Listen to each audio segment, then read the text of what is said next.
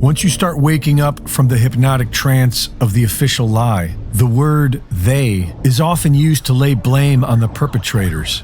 This is usually followed by the question, who are they? According to ancient history, religion, mythology, and occult tradition, they are not human, and they have been manipulating humanity from the shadows for millennia. The Gods of Eden by William Bramley does an excellent job of tracing this back through all of recorded history. But let's just start from the late 19th century.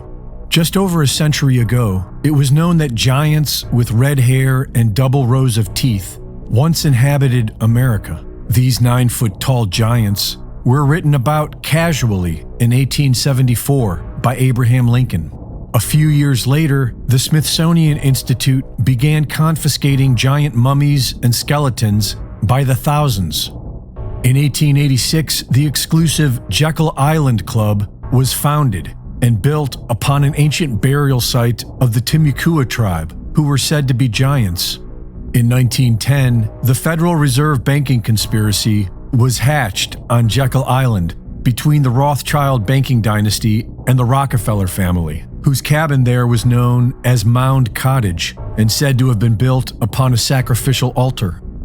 These powerful families worked together to hide the truth of our mysterious past, and they built a modern society with poison to keep us dumb and lies to keep us confused. The Rothschild dynasty and the Federal Reserve banking system funded all sides of the First and Second World Wars, which paved the way for the creation of the United Nations in 1945. Funded by the Rockefellers, the UN was the beginning of today's de facto world government. The Nuremberg trials resulted with only 12 sentenced to death and 7 sent to prison. The majority were allowed to professionally continue their criminal activities.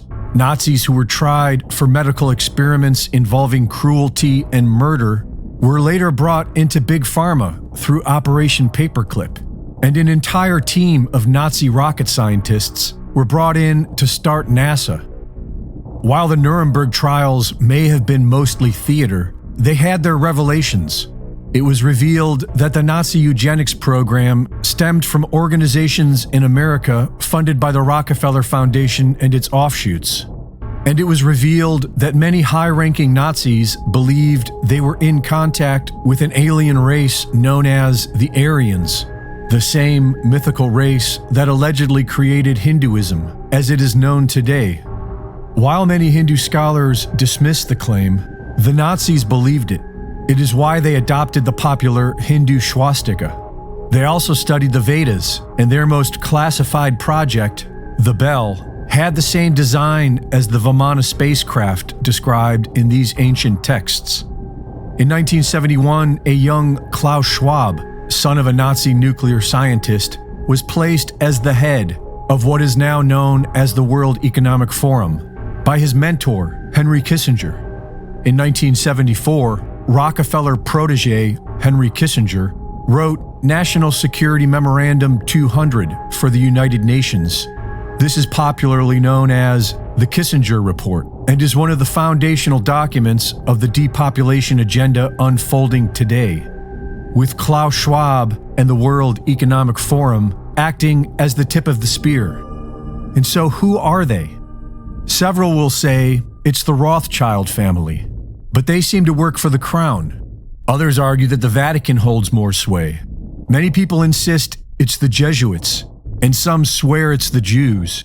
According to occult records, a character named Sanat Kumara rules over the world from inside the earth, along with a group known as the Great White Brotherhood, 7 in total. Helena Blavatsky says these 7 Kumaras are the same as the 7 Dhyanis, the 7 archangels, and the 7 Elohim, the 7 representing the 7 sisters, also known as the Pleiades star cluster. NASA, which was started by Nazis, Freemasons, and Satanists, has been obsessed with both Pleiades and Orion ever since the Apollo moon missions. According to hundreds of alien abductees, that is where most aliens claim to be from. 2 different factions, one to help liberate humanity and the other to enslave us. It is the oldest story on Earth, good versus evil, the darkness and the light, the white hats and the black hats. It is a struggle within each one of us and is unfolding in the world around us for all to see. A more beneficial inquiry might be, who am I? But either way, do not be surprised if the fake alien invasion features real aliens. Reporting for InfoWars, this is Greg Reese.